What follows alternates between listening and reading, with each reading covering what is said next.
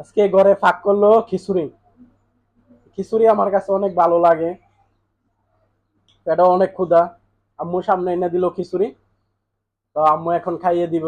আপনারা তো জানেন যে আমি নিজে নিজে খাইতে পারি না, যার জন্য আম্মু এখন আমাকে খাইয়ে দিবে। বিসমিল্লাহির রহমানির রহিম।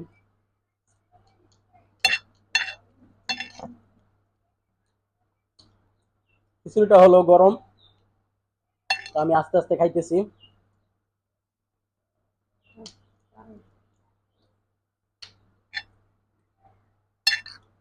এটা অনেক ক্ষুধা, আমার মন চাইতেছে যে পুরোটা খেয়ে ফেলতে, কিন্তু আস্তে আস্তে খাইতেছি। আম্মু ধীরে সুস্থে খাইয়ে দিতেছে, আম্মু বলতেছে যে আস্তে আস্তে খা। তো আমি আস্তে আস্তেই খাইতেছি।